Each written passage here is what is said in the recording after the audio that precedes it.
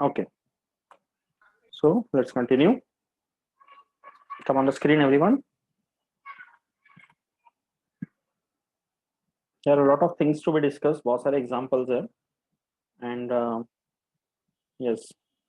So Prachi, your network is good today.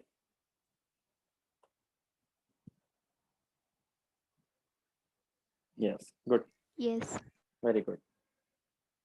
Okay, so ये सब example समझा अच्छे से, ठीक है? Okay, let's go to the next one. ना देखो, हमने xanthan gum के बारे में डिस्कस किया एंड वी हैव सीन कि किस तरह के फूड प्रोडक्ट्स वगैरह में यूज होता है ये, करेक्ट?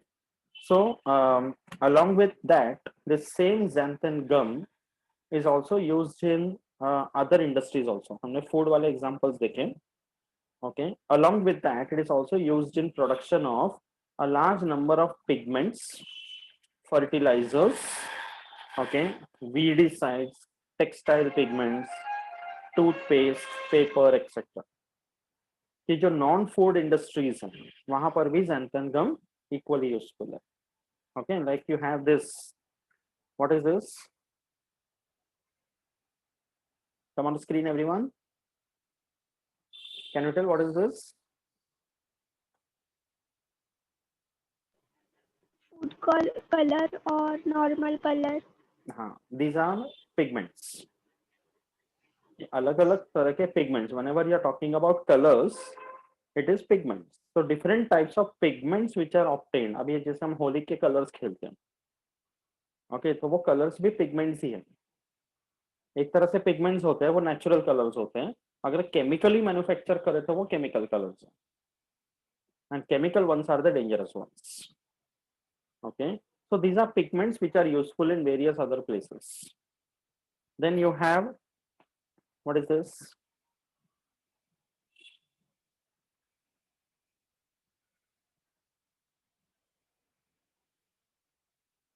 क्या है ये?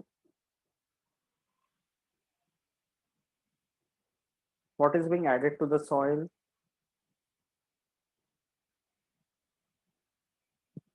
Yes, Diksha. Fertilizer? Yes, it is fertilizer. Okay, soil में fertilizer डालते हैं. There are different types of fertilizers available. Correct? ये क्या है?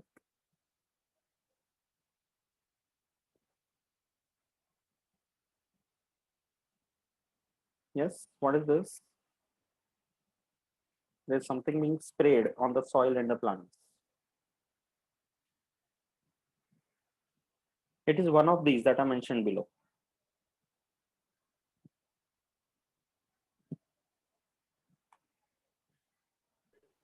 Pesticides? या weedicides, because field में unwanted plants grow हो जाते हैं which compete with the normal plants and they provide less resources to the actual crop, तो उनको weeds बोलते हैं. so for removing the weeds there are chemicals required. तो xanthan gum से भी बना सकते हैं. okay, what is this?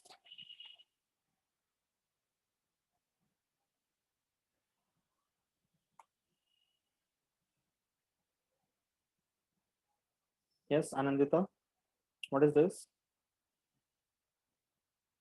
Sir मुझे पिक्चर ही नहीं दिख रहा है वीडीसाइड्स के साथ वाला. क्यों, क्या हो गया? बाकी लोग हाँ तो थ्रेड्स है.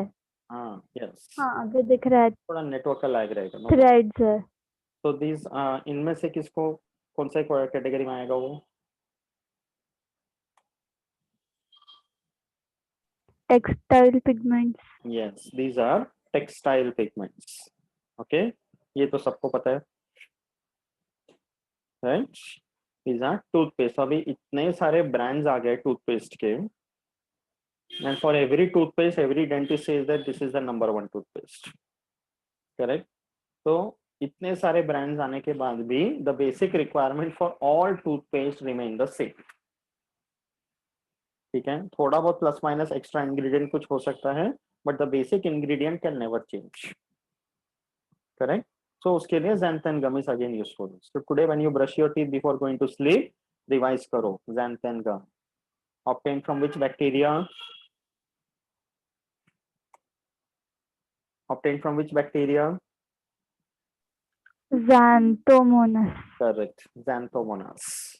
Okay, next time whenever you go shopping, you are buying clothes, दुकान वाले को बोलते हैं ना कि भैया इसमें और कलर्स दिखाइए, so that time you should recollect xanthangum, Xanthomonas.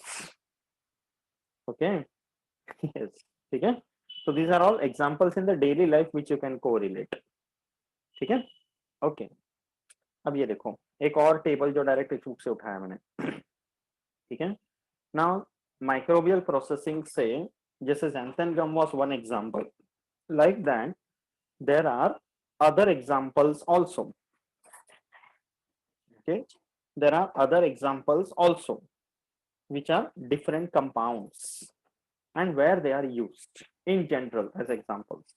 जैसे you have citric acid, malic acid, lactic acid. Okay, lactic acid तो स्टार्टिंग से देखते आ रहे हैं. citric का स्पेलिंग बराबर करो, यहाँ पे citric हो गया. Okay, it is CITRIC, citric. तो इसका important function है to impart acidity to whichever food item it is added. Okay, then glutamic acid, lysine and tryptophan, ये तीनों हैं amino acids. So where they are used, क्या लिखा है second row में?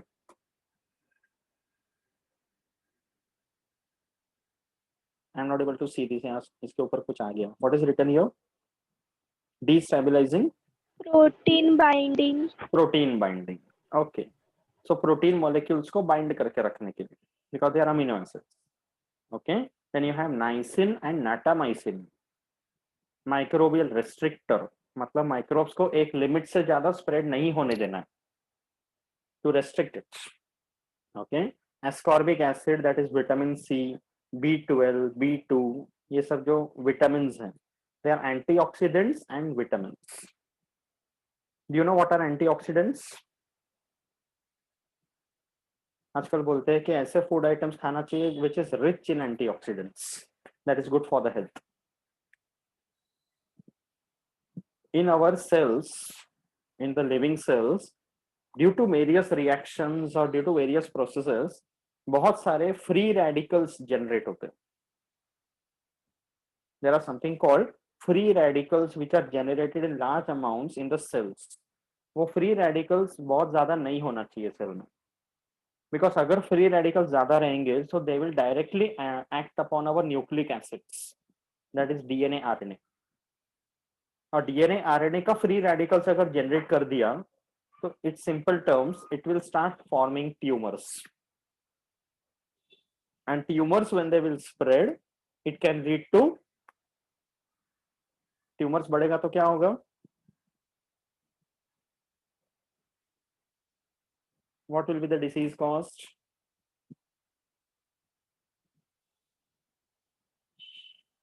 When the tumors will increase or spread, which disease will be caused? Sir आपकी आवाज break हो रही है. Okay. अभी am I audible? हाँ अभी ठीक है. हाँ, थोड़ा थोड़ा fluctuation. I can not see the network ना, पता नहीं. तो ट्यूमर जब बढ़ेगा तो कौन सा डिसीज होगा? Cancer. तो एंटीऑक्सीडेंट्स अगर हम कंज्यूम करते हैं तो वो फ्री रेडिकल्स को स्कैवेंज करेगा, बढ़ने नहीं देगा. तो indirectly it is preventing tumour formation and cancer formation. इसलिए बहुत सारे ऐसे फूड आइटम्स होते हैं जिसमें एंटीऑक्सीडेंट्स होते हैं, especially fresh fruits and vegetables. So normally also as a part of nutrition, it is advised that one should consume raw fruits and vegetables as much as possible. जैसे vegetables हम सलाद के form में खा सकते हैं, raw fruits भी खाना चाहिए. मतलब whenever there is a choice, instead of having raw fruits and vegetables, अगर हम उसका जूस या मिल्क शेक लेते हैं तो the better option is to have it raw, because juice या मिल्क शेक में उसका जो फाइबर्स है वो निकल जाते हैं, and you tend to add more of extra sugar into it, so again that is not good for the health. तो कच्चा खाओ तो उसका natural ingredient as it is मिलेगा, and that is rich in antioxidants, and that can prevent tumors to a large extent. ठीक है. Then ये है beta carotene, lycopenes, xanthines and lutein. These are all names of pigments. Okay, and pigments हम लोग extract करते हैं तो we can get edible colors. Edible colors का मतलब है natural food colors.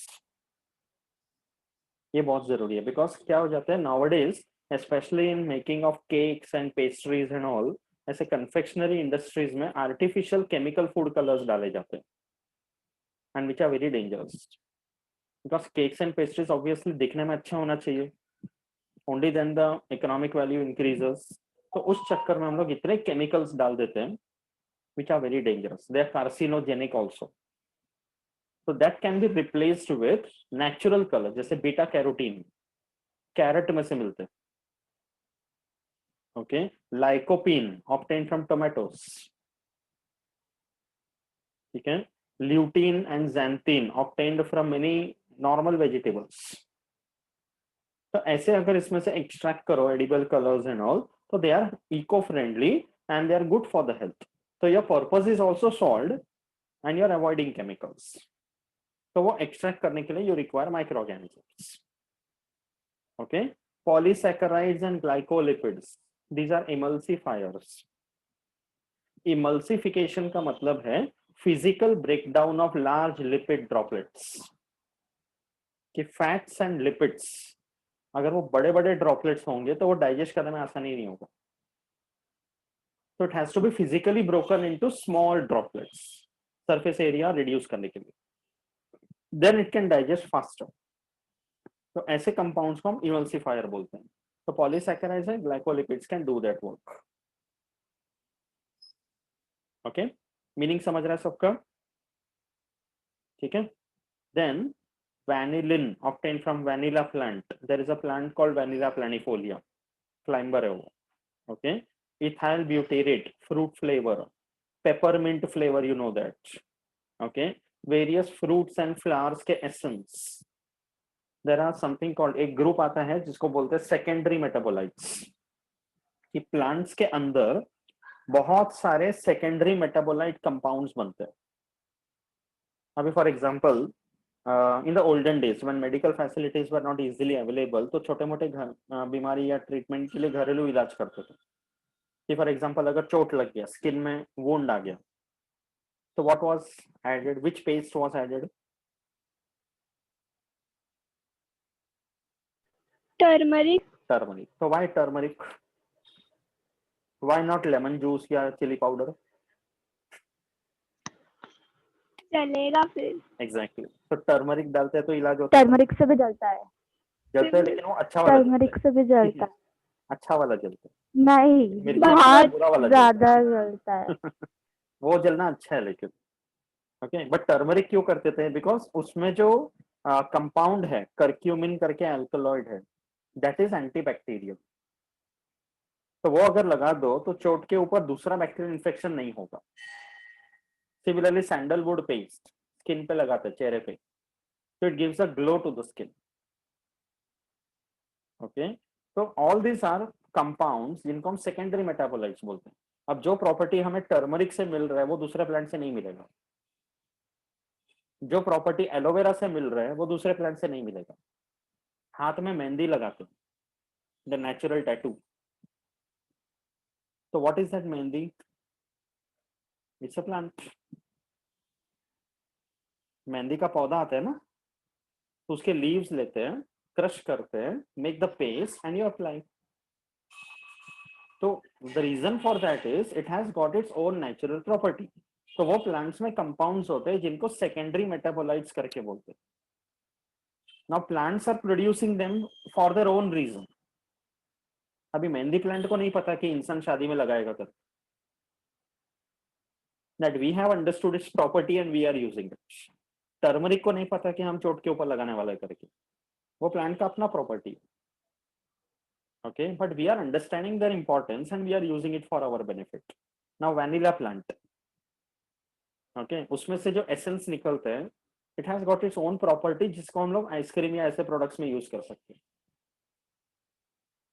ओके, अभी सैंडलवुड है, टर्मरिक भी है, राइट, दीज आर रोज है, these are the compound plants जिसके एसेंस वगैरह निकाल कर we can use in various cosmetic products, because उसमें अपना अपना प्रॉपर्टी है। कितने सारे फ्लावर्स होते हैं, लेवेंडर,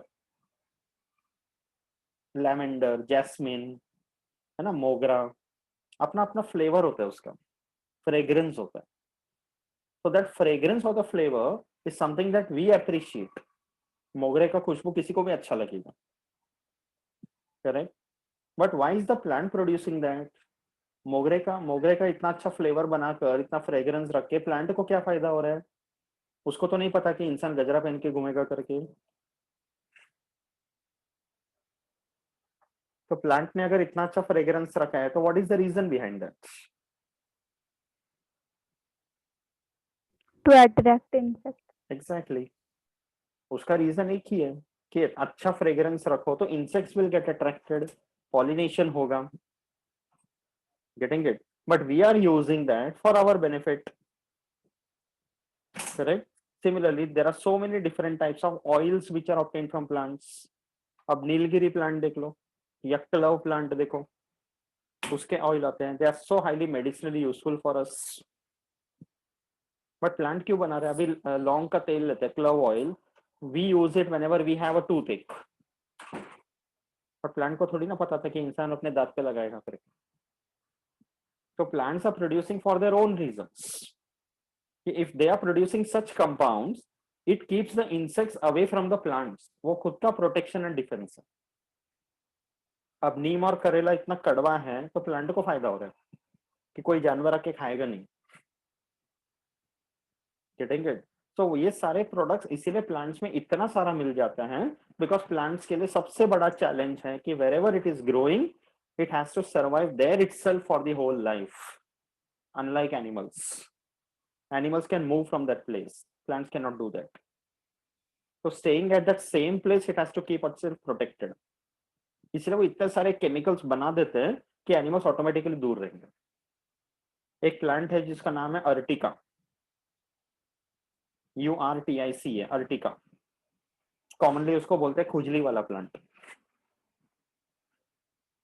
तो प्लांट मतलब उसके लीव्स ऐसे हैं कि उसके लीव्स ऐसे हैं कि somebody tries to come and eat या टच those leaves, इतना सेंसिटिव होता है। लीफ के सरफेस पे पूरा हेयर होता है, छोटे छोटे हेयर होते हैं, माइक्रोस्कोपिक।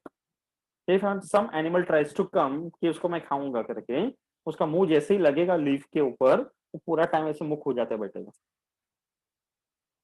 बिकॉज वो हेयर के अंदर इतने केमिकल्स डाल के रखे हैं कि animal tries to come, it will inject those hair into it.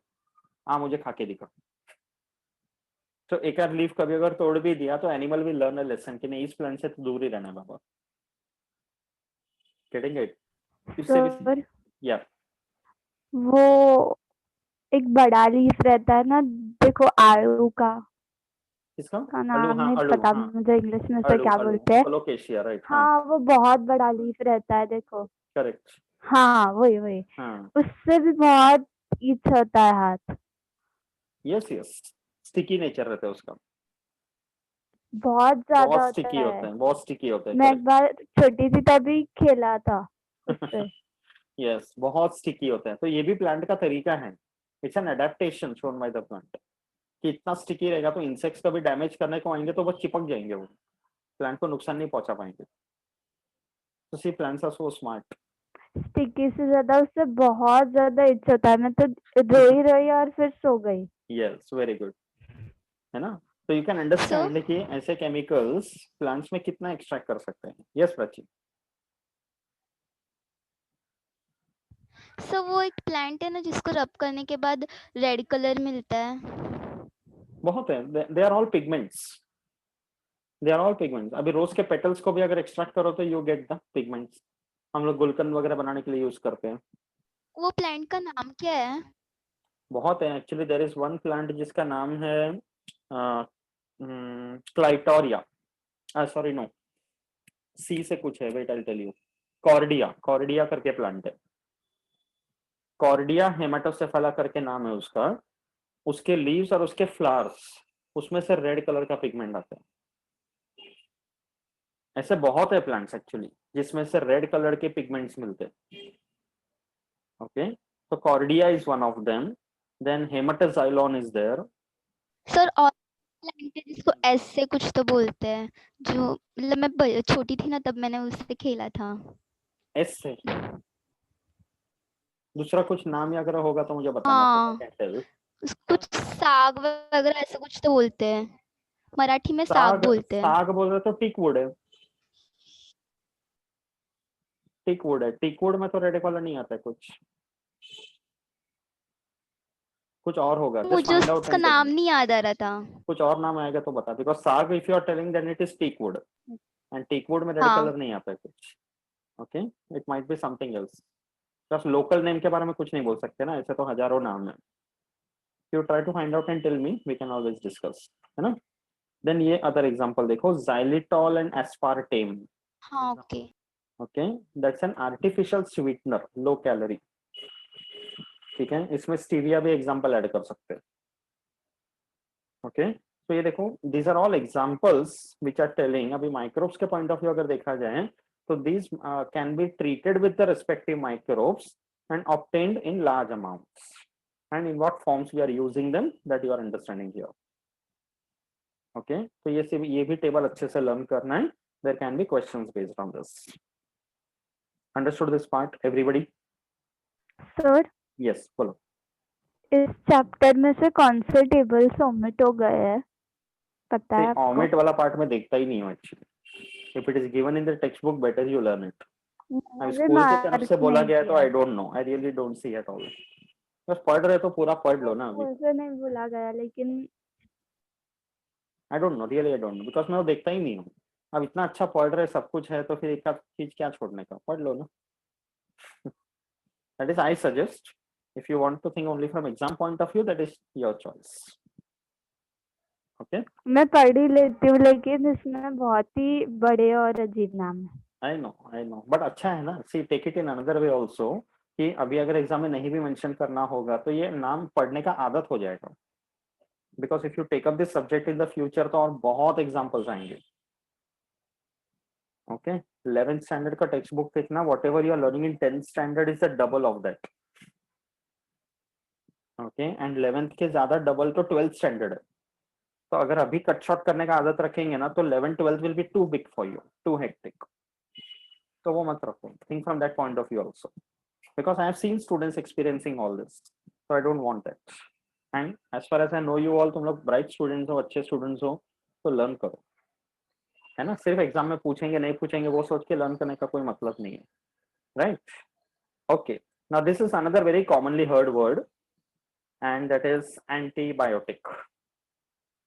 Okay, and Anandita, I can understand, I completely agree with you कि नाम बहुत अजीब है, बहुत बुरा है कि इतना अगर पढ़ते बैठेंगे तो अपना खुद का नाम हम भूल जाएंगे।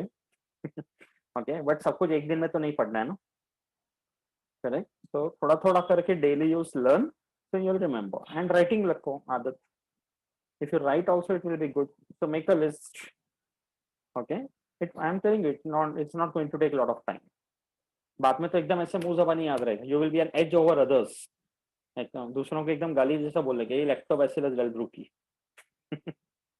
Okay, so that person will never be able to reply you back. ऐसे ही, ठीक है। ओके, हम लोग भी ऐसे ही करते थे कि किसी पर गुस्सा आता है, झगड़ा होता था ना, तो नॉर्मल जो गालियां होता है वो अच्छा नहीं लगता बिल्कुल, तो ऐसे साइंटिफिक गाली देने का, सामने वाला सोचते रह जाएगा। Okay, yes. Okay, so now this is a very commonly, I'm not encouraging you to give abuses and all. Okay, so scientific name याद रखो, that is important. Okay, वरना बाद में पता नहीं स्टूडेंट्स ये भी जाके बोलेंगे विष्णु सर ने गाली बोलना सिखाया है। Okay, so डॉक्टर के पास जब हम जाते हैं, whenever you fall ill, so most of the time the doctor will give you an antibiotic, correct? So what is an antibiotic? बहुत commonly word है, क्या होता है antibiotic? Any idea? Yes, split up the word and try to tell the meaning. Anti मतलब opposite, opposite या against. Okay, bio मतलब life, living organ. Okay, living organism या life. So when you are not well and you go to the doctor, doctor checkup करने के बाद that person will prescribe you an antibiotic. So that means the doctor is against your life. Is it so? अच्छा, antibiotic को कैसे explain करेंगे? Listen to this carefully. You will understand the meaning of antibiotic. सब लोग ध्यान से सुनो. See, suppose अभी this is mainly for bacteria and fungus. ठीक है? Now whenever there is any one bacteria, कोई भी हो, we'll call it as A. Okay? Now bacteria कभी भी एक या दो अकेला नहीं रहता. It is always in a colony. So there are many bacterial cells together. ठीक है? तो अब सेम स्पीशीज का अगर बैक्टीरिया रहता है ना, so they will live together with good cooperation. कि वो अपना ही वाला है, अपना ही स्पीशीज है. But near this bacterial colony, if there is some other species also growing together, suppose bacteria B, any other species, तो देन इन दोनों colony के बीच में झगड़ा हो जाएगा. ये मेरा इलाका है, वो मेरा इलाका है, because they are all growing in the same nutrient medium. Okay, जितने भी फूड सोर्स है, ऑक्सीजन है या जो भी विटामिन न्यूट्रिएंट सब है, both the bacteria want it. So there is a competition between them, between different species. For the same species, the competition will be less. They will cooperate with each other because वो species को बचाना है. But दूसरे species के साथ लड़ाई करेंगे. So bacteria या fungus, okay, कैसे लड़ाई करते हैं? How will they fight with each other? वो guns and bullets and missiles तो नहीं निकालेंगे. एक दूसरे को डिस्ट्रॉय करेंगे. Correct. They will destroy. But how? Simple. Bacteria A, ये जो कॉलोनी है, they will produce a chemical in this medium. A जो है वो एक केमिकल प्रोड्यूस करेंगे, which will be harmless for the A itself. अभी A का कोई बैक्टीरिया ने केमिकल रिलीज किया तो A के ही दूसरे बैक्टीरिया को नुकसान नहीं पहुंचाएगा, but it will try to kill B, या तो किल या फिर इनहिबिट. तो B को नुकसान पहुंचा. ओके, अभी A ने केमिकल रिलीज किया B को मारने के लिए, तो B चुपचाप तो नहीं बैठेगा. जैसे अपने वॉर कैसे होते हैं कि like somebody is trying to hit, तो there is always a defence, है ना. तो बी के पास क्या डिफेंस होगा? उसके बैक्टीरिया के सेल में there is something called as a plasmid. एक डीएनए मॉलिक्यूल होता है. That DNA molecule will have a gene. वो जीन एक ऐसा कंपाउंड प्रोड्यूस करेगा जो इस कंपाउंड से रेजिस्टेंस प्रोवाइड करेगा. Getting it? And at the same time, B is not going to keep quiet कि A ने मुझे क्यों मारा, तो B क्या करेगा? It will produce another chemical. तू भी मर. So this is chemical 1 and this is chemical 2.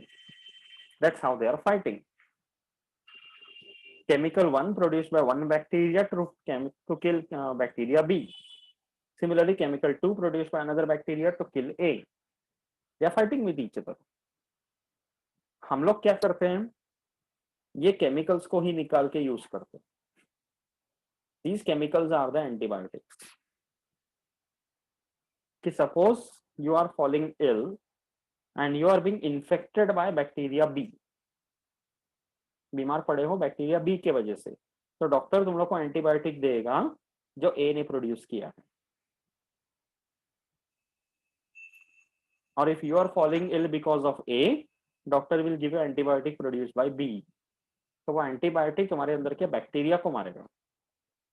The doctor is not against your life, the doctor is against the life of the pathogen inside you. तो वो लोग आपस में लड़ाई करने के लिए जो केमिकल रिलीज करते हैं, वो केमिकल हम लोग निकाल के यूज कर लेते हैं. That is an antibiotic. कभी ए ने जो केमिकल रिलीज किया antibiotic, it is not necessary कि it will kill only B with that. There can be so many other bacteria. अगर एक एंटीबायोटिक से बहुत सारे बैक्टीरिया को मार सकते हैं, तो उसको बोलते हैं broad spectrum antibiotic. And if an antibiotic produced by a certain colony is able to kill or inhibit only very few species of bacteria, then it is called as narrow spectrum antibiotic. तो कुछ antibiotics ऐसे होते हैं जो बहुत सारे बीमारी के इलाज में काम आते हैं, because they are broad spectrum. And कुछ होते हैं जो narrow spectrum, very specific ones. So have you understood the concept of antibiotic properly? Okay. तो हम लोग क्या करते हैं कि we study about those microorganisms. Yes, Neha. Yeah, tell. तो पहले हम लोग ने प्रोबायोटिक्स में पढ़ा कि मतलब एंटीबायोटिक्स से कभी कभी यूजफुल माइक्रोब्स इनएक्टिव हो जाते हैं. Yes. तो प्रोबायोटिक्स यूज करके फिर उनको Correct. एक्टिव करते हैं. तो Correct. फिर दोनों में से फिर डायरेक्ट प्रोबायोटिक कर सकते हैं ना. तो हाँ, सी inactive नहीं होगा एंटीबायोटिक्स हम फिर. लोग हमेशा नहीं लेते हैं ना. एंटीबायोटिक तभी लिया जाता है जब बीमार पड़ते हैं. But probiotic can be taken any time to improve your digestive system and the immunity. Okay. तो एंटीबायोटिक कभी लेना पड़ता है जब हम बीमार पड़ गए, तो उस टाइम पे एंटीबायोटिक लेना पड़ता है ट्रीटमेंट के लिए. तो at that time the good bacteria in our intestine reduces. तो उसको रिकवर करने के लिए प्रोबायोटिक लेते हैं. Getting the difference? Okay. Yeah so that is why when you say antibiotic, उसको डिफाइन कैसे कर सकते हैं? They are substances or compounds produced by one microorganism that can kill or inhibit the growth of other microorganisms. इसका meaning और concept समझा अच्छे से? Yes everyone, that is very very important. तो एंटीबायोटिक्स मतलब सिर्फ माइक्रोब्स ही इन्वॉल्व है, तो उसमें से एक्सट्रैक्ट वगैरह निकालकर इस तरह के गोली मिलते हैं मार्केट में. They are antibiotics. Okay. Now, I don't think the lesson will get over today. So, Yes, Pratik. बोलो. so उस प्लांट का नाम है tectona grandis. So that is teak याद wood. आया? Teak wood. तो साग जो बोला था that is teak हाँ, wood. उससे मरून कलर आता है. हाँ, मरून बोल सकते हैं बिकॉज उसके फ्लावर्स भी और इन्फ्लोरेसेंस भी मरून कलर के होते हैं. बट रेड कलर का नहीं आता. हाँ रेड के लिए दूसरा प्लांट है. ओके. जैसे कि हाँ हाँ मोनोस्पर्मा हाँ, वो करके भी उससे है. मरून कलर आता है, याद है. Yes yes correct. तो साग इज टेक वुड, उसका टिम्बर है, मरून कलर के फ्लावर्स होते हैं. एंड दूसरा जो रेड वाला, one more which you are telling, I remembered, अपना पलश. पलश का ट्री पता है? रेड कलर के, ब्राइट रेड कलर के फ्लावर्स आते हैं उसमें. कभी फोटोज डाल के देखना. पलश. Okay. It is Butea monosperma. हाँ, उसको फ्लेम ऑफ द फॉरेस्ट बोलते हैं. Very nice bright flowers, bright red colour के. ठीक है. Good good example. Understood antibiotics everybody? Okay. तो आई वाज एक्सपेक्टिंग कि लेसन हो जाएगा, no problem at all. Next lecture में भी लेसन कंप्लीट कर सकते हैं. अभी और थोड़ा आगे बढ़ाते हैं. एक काम करते हैं, इट इज 8:30 एंड टाइम खत्म हो रहा है, तो डिस्कनेक्ट करके ज्वाइन करो. Will do one more session and then we can stop. Is that okay? Because otherwise 8:40 तक ऐसे कंप्लीट होगा तो 5 मिनट के लिए नेक्स्ट सेशन करना पड़ेगा, है ना? ठीक है. तो ज्वाइन बैक अगेन.